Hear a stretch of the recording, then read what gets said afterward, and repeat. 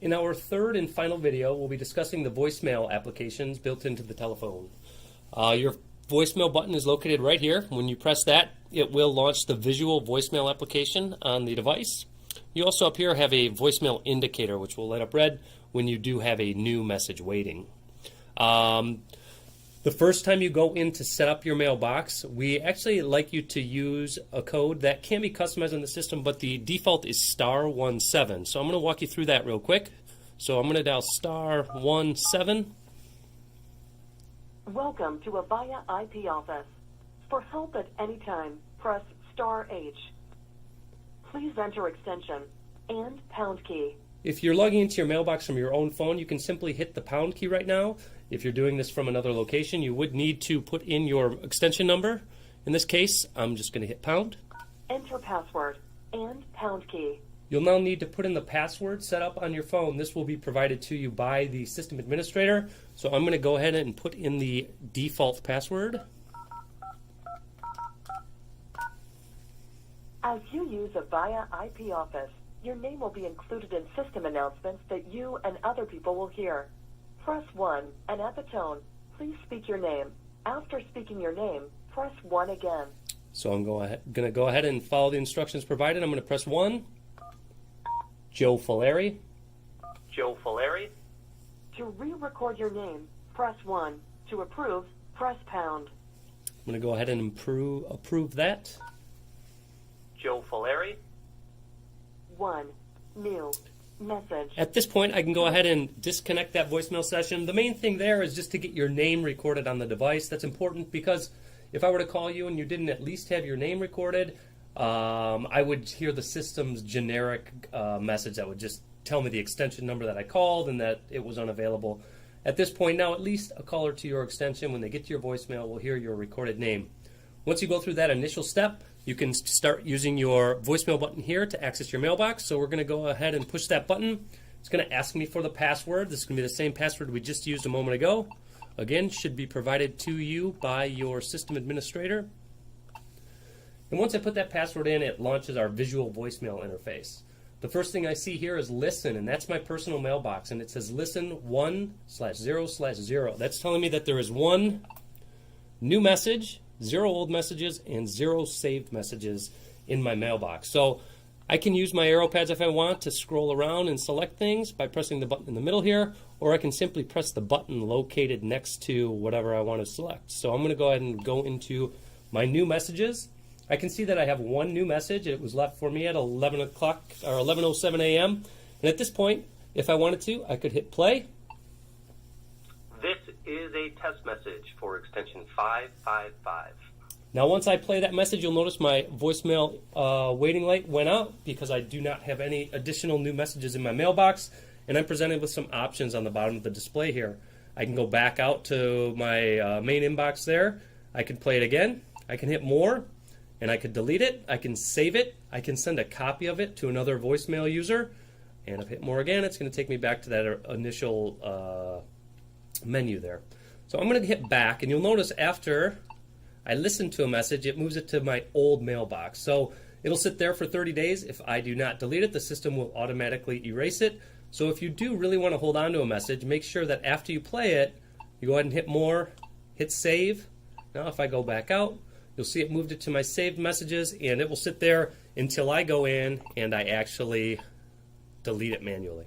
So now I have no new messages. So that's kind of how you manage your mailbox. Now, you may be a member of a group, and you may have a group mailbox. If you were a member of a group, you would see the name of the group listed right below listen, and then the mailbox itself for that group mailbox would work the exact same way as your personal mailbox. So if you are a member of a group, look for that. It may show the name of that group there, and that would be a shared mailbox potentially between several users. Going down, we've got message. This is not very commonly used. I'm going to talk about it briefly. This basically allows you to go into your mailbox, record a message, and send it to another voicemail user. So I can go in here. I can hit record. Hey, this is Joe. Give me a call when you get a moment. Thanks. I'm going to hit stop. And now I can hit send to. I can pick the user that I want to send it to. I can hit add. I could always add another user here if I wanted to, but if I just wanted to send this to one person, I could hit send, and I just sent that recorded message to that person. I'm going to go ahead and hit cancel at this point, and that's going to bring me back out here. So greeting, we've already recorded our name on our mailbox, which is good, but I might want the person to hear more than just my name, and I want to give them a greeting. That's where you set this. This is where you set that up. So I'm going to go into my greeting. I'm going to hit record.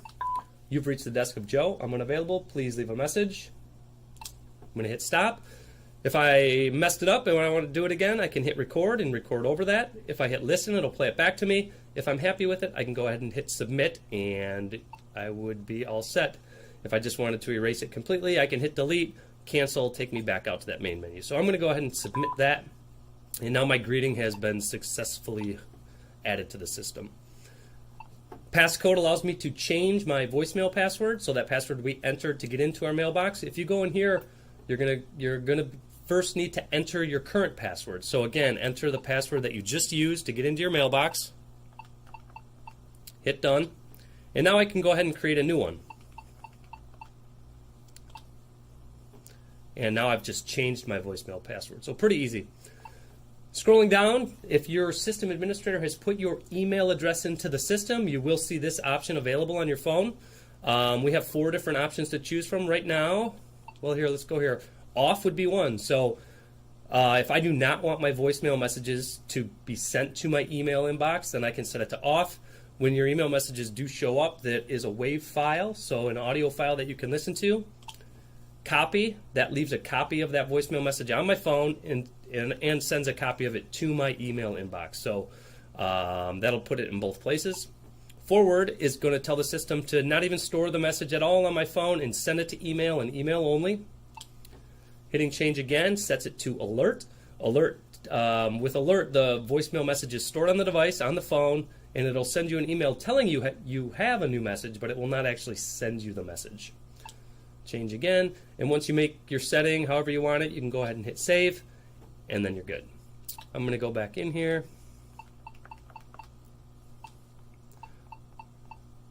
The last option you'll see here is on or off for the voicemail. So you have the ability to turn your voicemail off. I would say best practice is not to shut your voicemail off. Leave it on. You know, if you're going on vacation or something, you don't want to shut your voicemail off. You still want that message to pick up and take that message for you. But this is where you could go in here and change that message. One other thing I'd like to tell you about in greeting here. So I have the ability in here, again, to record my primary greeting, greeting number 1. Some people do like to manage multiple greetings, so the system will store up to 9 different greetings, and you can activate them for different things. But the visual voicemail application here only gives me access to my primary greeting. So if you do want to manage multiple greetings, you can always use that *17 method to get back into the voicemail system, log in that way, and then follow the prompts really when you're in there. It's pretty simple. There'll be an option for greetings. It's option 3, and then I'll ask you what greeting number you want to manage, record it, all that fun stuff. So that's really about it. Visual voicemail is just designed to give you a quick, easy way to get to the most common features that you use in your mailbox. Thanks for watching, and we will talk to you soon.